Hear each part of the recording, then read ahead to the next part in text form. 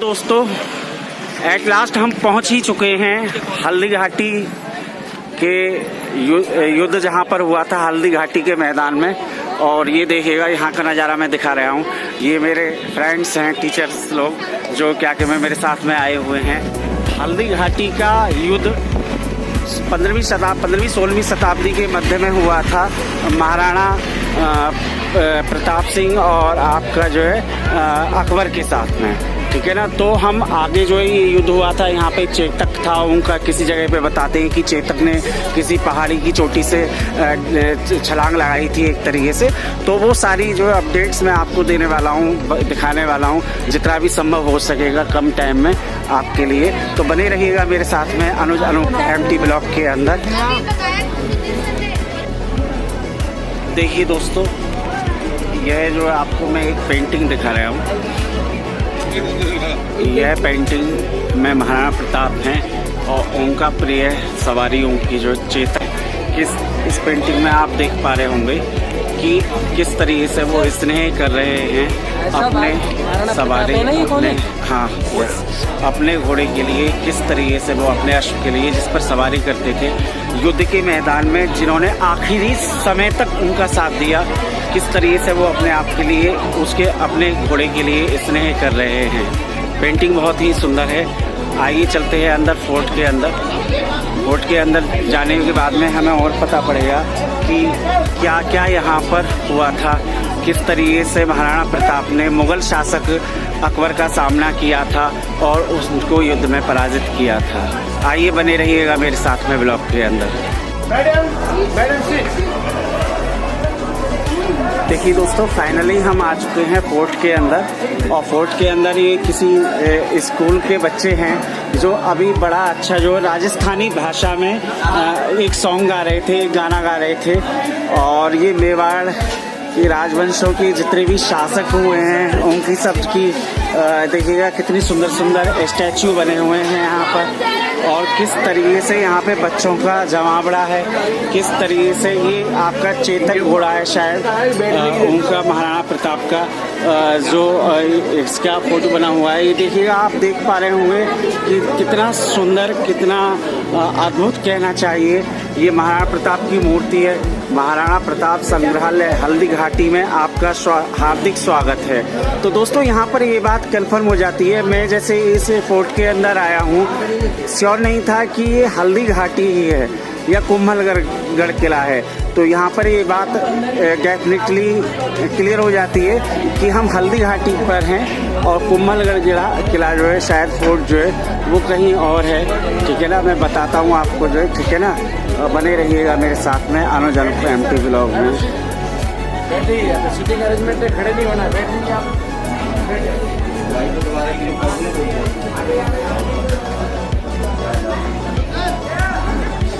ये हमारे साथ के फ्रेंड्स वगैरह हैं, सभी जो है टीचर्स लोग आए हुए हैं। देखिएगा दोस्तों, यह हल्दी घाटी का युद्ध जो लड़ा गया था 1576 में महाराणा प्रताप और अकबर के बीच में। उसमें युद्ध में महाराणा प्रताप की सेना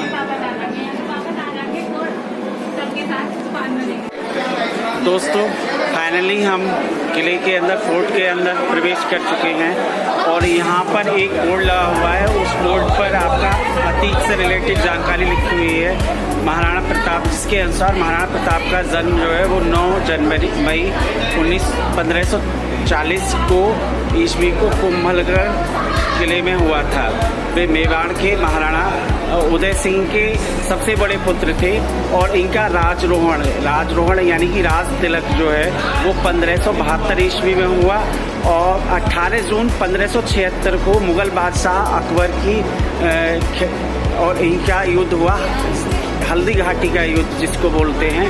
और इस हल्दी घाटी के युद्ध में इन्होंने वीरता एवं साहस का प्रदर्शन करते हुए युद्ध किया। इनके स्वामी भक्त घोड़ा चेतक ने इस युद्ध में अपने प्राणों को त्याग करके महाराणा प्रताप का जीवन बचाया। महाराणा प्रताप ने मुगलों के खिलाफ छापामार रणनीति, एक ये युद्ध की कला होती है छापामार, जिसको गौरिल्ला युद्ध के नाम से भी जाना जाता है, तो उस रणनीति का प्रयोग किया। और इस युद्ध में मान सिंह आमेर के जो मान सिंह थे, इनके अकबर के दरबार के मंत्री, उन्होंने अकबर की तरफ से सेना का नेतृत्व किया था। 1585 ईस्वी में अपनी तीसरी राजधानी चावड़ को बनाई थी इन्होंने। महाराणा प्रताप का देहावसान 1576 में होने पर महाराणा के प्रबल दुश्मन मुगल बादशाह अकबर की आंखें भी भरे आई थी। तो यह अतीत है हमारा, यह इतिहास है महाराणा प्रताप का और हमारा। चलिए आगे चलते हैं ब्लॉक के अंदर, देखते हैं। यह देखिएगा, ये बांके बिहारी जी का कितना सुंदर जो है आपका प्रतिमा लगी हुई है।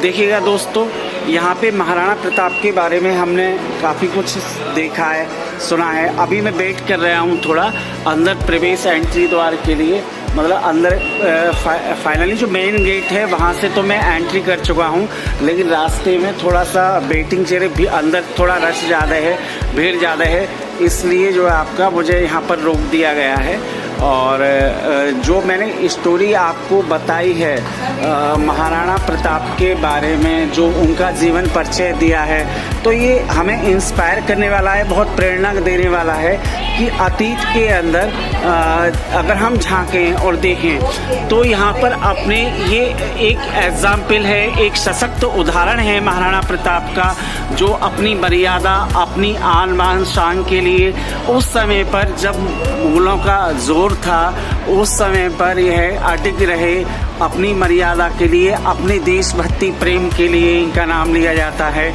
और युद्ध में जो इन्होंने नई रणनीति अपनाई थी, छापामार गौरिल्ला युद्ध, उससे मुगल बादशाह अकबर घबराते थे। यहाँ तक है कि उनकी वीरता की प्रशंसा करते हुए अकबर की आंखें भर आई थी जब उन्होंने महाराणा प्रताप ने अपना शरीर छोड़ा था, कि ऐसे परम योद्धा, महान योद्धा के लिए उन्होंने शत नमन किया था। शीश कटा पर झुका नहीं, रण क्षेत्र ये हल्दी घाटी है, देश के खातिर मर मिट जाना वीरों की परपाटी है प्यारे।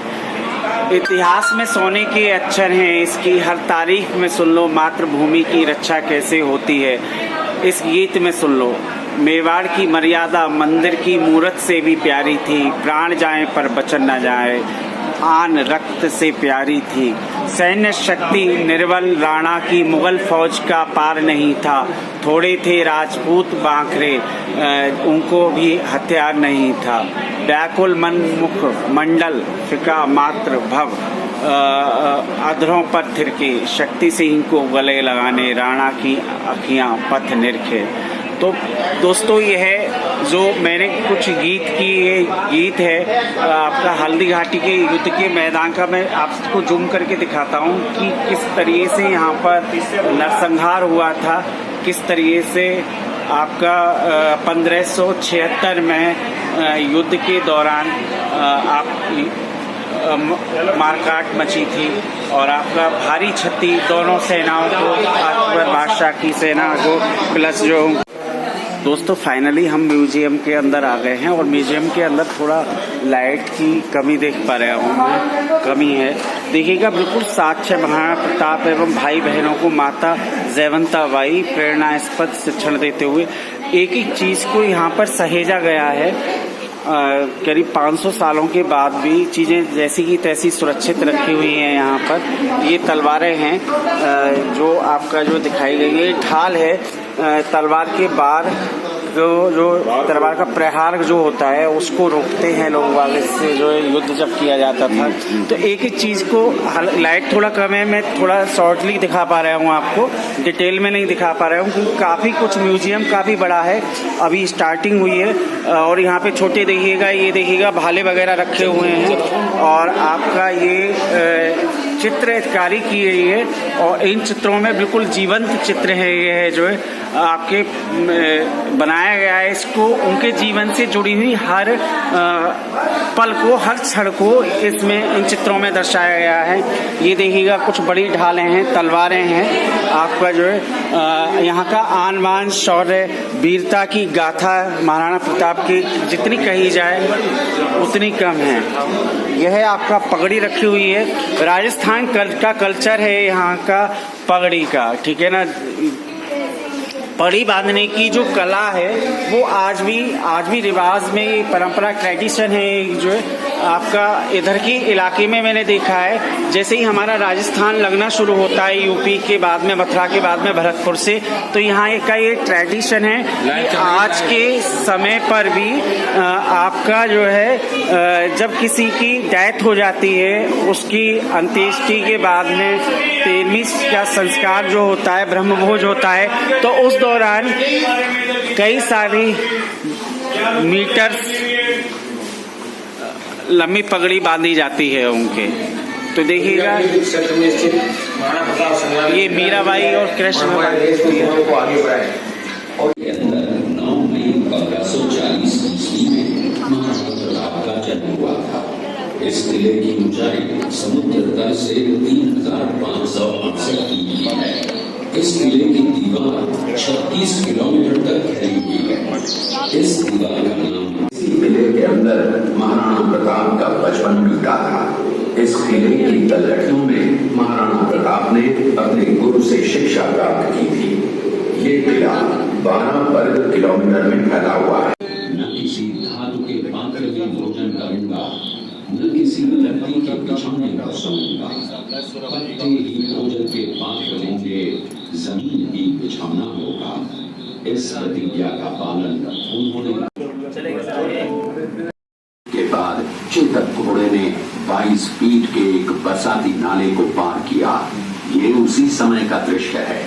पास में खड़े महाराणा प्रताप के छोटे भाई शक्ति सिंह हैं, जो पहले मुगल सेना में थे। बाद में वो महाराणा प्रताप की तरफ आए, माफी मांगी और अपना घोड़ा महाराणा प्रताप को दिया।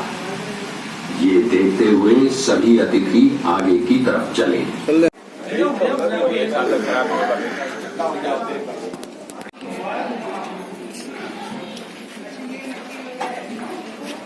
जी सर बताइए।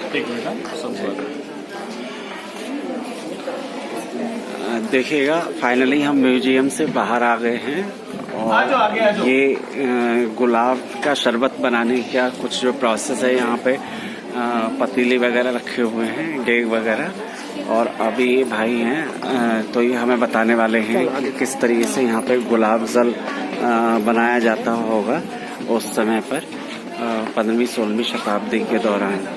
और देखिएगा ये यहाँ पर कुछ शॉप्स वगैरह लगी हुई हैं और यहाँ पे गुलाब जल वगैरह, शरबत वगैरह जो है वो देखे चला रहा है। जी सर बताइए। प्लांट है, देसी गुलाब हल्दीघाटी का फेमस है, उसका शरबत, गुलकंद, गुलाब जल ये बनाता है जी। इसमें गुलाब के फूल और पानी डाल के इसको पैक करके उबालते हैं और इसकी भाप जो बनती है उससे बांस की नाली बुरा पिच कॉपर के बर्तन में ठंडा करते हैं। गुलाब जल कॉपर के पॉट में आंखों में डालते हैं, मिठाई में, कप, पूजा वगैरह में।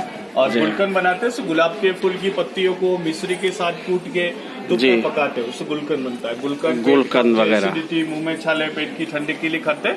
गुलाब शरबत फेमस है यहाँ का। और देखो आप भी आगे टेस्ट करो। थैंक यू, बहुत अच्छी जानकारी दी आपने।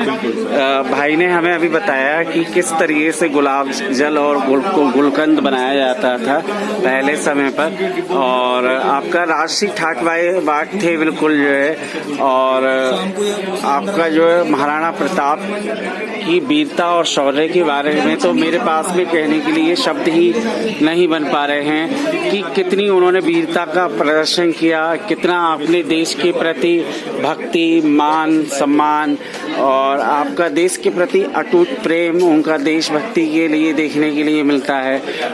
तो यहाँ पर एक बात सोचने वाली है कि किस तरीके से राजा मान सिंह को, जो आमेर के ही राजा थे, राजस्थान की ही सरजमी से थे वो, और किस तरीके से बादशाह अकबर ने महाराणा प्रताप के ही विरुद्ध उनको खड़ा कर दिया था। तो देखिएगा दोस्तों, यह आपका जो वही है कि मुगल बादशाहों की भी, जहाँ तक जितने भी शासक हुए हैं मुगलों के, उनकी भी यही रणनीति रही कि फूट डालो और शासन करो। किस तरीके से दो एक ही मतलब जो है धर्म सांप्रदायिकता से ना लेकर के एक ही जाति के दो बंदों के लिए आमने सामने एक दूसरे के विरुद्ध उन्होंने खड़ा कर दिया। तो यहाँ पर हम देखते हैं कि कूटनीति का सहारा उन्होंने लिया। अगर वीरता के मामले में वो अकबर के सामने, अकबर बादशाह जो है वो महाराणा प्रताप के सामने आता, तो शायद मेरा यह मानना है, मेरी यह सोच है कि कभी नहीं जीत पाता। उसने दो राजपूत शासकों को ही आपस में भिड़ाया। पहले मानसिंह को उसने जो है, जो आमेर के राजा थे, आमेर के राजकुमार थे, उनको सेनापति बनाया और फिर महाराणा प्रताप के विरुद्ध खड़ा कर दिया। तो यहाँ पर हम देखते हैं कि यह एक रणनीति, यह एक जो आपका कूटनीति इसको कहा जाएगा कि बड़ी ही मतलब जो ओछी राजनीति कहा जाए इस बात के लिए, तो कहीं तक सही रहेगा। तो फाइनली फोर्ट को देखने के बाद में आपका हल्दी घाटी के जो ये फोर्ट है, छोटा सा म्यूजियम देखा यहाँ पर हमने, और स्टैचू देखे, हर तरीके के स्टैचू बने हुए हैं, और लाइफ स्टोरी के बारे में जाना। महाराणा प्रताप की लाइफ स्टोरी पूरी जो है आपको देखने के लिए मिली हमारे लिए। अब हम चलते हैं हल्दी घाटी के उस जगह पर, वो जहाँ युद्ध हुआ था और जहाँ पर महाराणा प्रताप के जो आपका फेवरेट घोड़ा था चेतक, उसकी समाधि बनी हुई है। यहाँ से बताया जा रहा है कि करीब 200 मीटर की दूरी पर महाराणा प्रताप के घोड़े की समाधि बनी हुई है। तो आइए चलते हैं, ब्लॉग में बने रहिएगा मेरे साथ में, महाराणा प्रताप के घोड़े चेतक की सवारी की ओर। देखिएगा, यही वो महाराणा प्रताप हैं जिन्होंने देश की आन बान, मर्यादा और शान के लिए घास से बनी हुई रोटियां खाई, अपने देश, अपने राज्य की प्रजा का हित करने के लिए एक सादा जीवन, एक राज भोग विलास का जीवन छोड़ करके जंगलों में रहना पसंद किया और अपने देश की आन बान के लिए 1597 में अपने प्राणों की न्यौछावर किया। देखिए दोस्तों, हम अब बढ़ लिए हैं म्यूजियम देखने के बाद में, हल्दी घाटी का म्यूजियम देखने के बाद में हम बढ़ लिए हैं आगे की ओर। और आगे की ओर को ये देखिएगा, मैं दिखा रहा हूँ, यहाँ की जो मिट्टी है उसका रंग पीला है, इसी कारण से इसको हल्दी घाटी कहा गया। और हल्दी घाटी के युद्ध में महाराणा प्रताप ने छापामार युद्ध नीति का, गौरिल्ला युद्ध नीति का प्रयोग किया। कुंभलगढ़ के लाया है, यही तो है। हाँ, तुम कुंभलगढ़ की तो आई हो, अभी घूम के आए।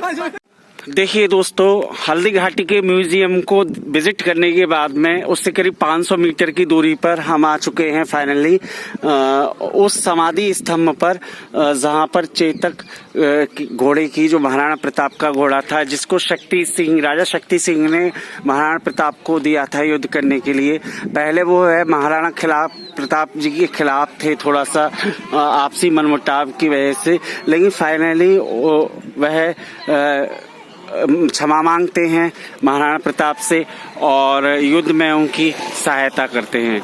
तो फाइनली हम आ गए हैं। देखिएगा, ये आपका लिखा हुआ है यहाँ पर, मैं आपको दिखा रहा हूँ, चेतक समाधि बलीचा। तो यह सच्ची भक्त भक्ति प्रेम देखने के लिए मिलता है। अपने स्वामी भक्ति यहाँ पर चेतक घोड़े ने पूर्ण रूप से निभाई थी, पूर्ण रूप से उसने समर्पित किया था। उसके पैर घायल होने के बावजूद भी वह एक 22 फीट चौड़े नाले को, एक बम्बे को बरसाती नाले को पार कर जाता है और जंप लगा करके बचाता है महाराणा प्रताप के प्राणों को। तो देखिएगा इस तरीके से यह बना हुआ है कुछ यहाँ का दृश्य जो है। यहाँ पे एक छोटा सा मंदिर भी दिखाई दे रहा है, ले चलता हूँ आपको मंदिर में बाद में। और ये बगीचा बना हुआ है पूरा जो है, और यही है आपके जो समाधि चेतक की, महाराणा प्रताप के घोड़े की चेतक की समाधि। टाइप में दबी होगी तो मिल जाएगी ना। यहीं उसको दफनाया गया था चेतक को। अगर वो किसी पत्थर के जब युद्ध के बाद में जो 22 फीट चौड़े नाले, बरसाती नाले को वह जंप करता है, जंप से पार करता है और उसके बाद में उस पे चला नहीं जाता, अपने प्राणों की आहुति वो यहाँ पर दे देता है और उसका यहीं पर उसको दफना दिया जाता है। हुए हैं महाराणा प्रताप के घोड़े चेतक की समाधि पर, और यहाँ मैं आपको मुखातिब करा रहा हूँ। यहाँ के एक पुजारी जी हैं, भैया जो है, ठीक है ना सर, क्या नाम है आपका भैया जी? गोस्वामी। गणेशपुरी गोस्वामी नाम है, बता रहे हैं इनका, और ये कुछ जानकारी देना चाहते हैं महाराणा प्रताप के बारे में और उनके घोड़े के बारे में, तो बताइएगा भैया। फर्स्ट में महाराणा प्रताप चेतक पे सवार है जी, और महाराणा प्रताप खड़े प्रार्थना कर रहे हैं जी, और महाराणा प्रताप एकनाथ शंकर भगवान शिव जी की पूजा कर रहे हैं जी, देखिए। यस, हाँ। और महाराणा प्रताप देखिएगा यहाँ पर इन्होंने बताया कि महाराणा प्रताप भोलेनाथ की पूजा कर रहे हैं, एक लिंगी महाराज की, महादेव जी की, जिसका मंदिर पूर्व में हम देख करके आए हैं। सर फर्स्ट में महाराणा प्रताप चेतक पे सवार है, अगरकणी चौराहा सर्कल पे महाराणा प्रताप चेतक के साथ में, चेतक और महाराणा प्रताप दोनों का जोड़ा जी, उनका इष्ट देव उस समय भी साथ में, और अंतिम में इस मूर्ति में अगर भगवान को दर्शाए, यानी भगवान के सम्मान दर्जा मिला हुआ चेतक और महाराणा प्रताप को भगवान के बराबर समाधि से पहले का शिव मंदिर जी। यहाँ पर भी देखिएगा नियरेस्ट जो एक शिव मंदिर बना हुआ है, ठीक है ना। 5 किलोमीटर दूर युद्ध हो रहा था और महामंत्री जब यहाँ पे करे थे पंडित लोग जी। चेतक 3 पाँव से 5 किलोमीटर महाराणा प्रताप को लेके आते, यहाँ से 100 मीटर ऊपर नाला, चेतक 22 फीट को नाला पार कर। हाँ, सुना है कि उसका एक पैर जो है वो घायल हो गया था। सामने वाली पार्टी स्टार्ट हो रही है। ये देखिएगा सामने दोस्तों, आप देख रहे होंगे, ये भैया बता रहे हैं कि नाला था, चेतक नाले पे प्राण दे दे, चेतक को यहाँ ला के गाड़ते, यानी शंकर भगवान की पूजा होगी, साथ साथ चेतक की पूजा होगी। चेतक को यहाँ गाड़ा गया, चेतक की समाधि जी। दोनों का पुजारी हमारा पीढ़ी से पीढ़ी पूजा करते आ रहे हैं जी। तो यहाँ से जो हम चेतक ने जो कूदा था, छलांग लगाई थी, वो यहाँ से लगभग कितनी दूरी पर होगा? यहाँ से 100 मीटर सामने। ये सामने वाली पहाड़ी कहाँ खत्म हो रही है? अच्छा, ये सामने वाली जो पहाड़ी कहाँ खत्म हो रही है? बीच में नाला है उसमें। तो इनका यहाँ समाधि बनाने का मेन उद्देश्य यही था। उद्देश्य यही था, यानी शंकर भगवान की पूजा होगी, तो साथ साथ में चेतक जी की पूजा होगी। वेरी गुड, बहुत बढ़िया, वेरी गुड, बहुत अच्छी जानकारी दी है भैया ने, गोस्वामी जी भैया ने हमारे लिए, कि शंकर भगवान की मूर्ति यहाँ से वो जंप करता है घोड़े को 22 फीट चौड़े नाले को लांगना 3 टांगों के साथ में, एक मतलब जो असंभव सी बात है, लेकिन उसके मन में भक्ति, अपने स्वामी के प्रति भक्ति थी। वो घोड़ा जानवर बेशक था, लेकिन जानता था पूरे तरीके से कि किस तरीके से प्राणी, अपने स्वामी के प्राणों को उसे बचाना है। जी, बहुत अच्छा लगी जानकारी ली। देखिएगा दोस्तों, मैं अभी जो हमने समाधि के दर्शन किए, भैया से जो आपका समाधि चेतक के बारे में जानकारी प्राप्त की, चेतक घोड़े के बारे में, और अब मैं ले चलता हूं आपको शंकर भगवान के मंदिर की ओर को।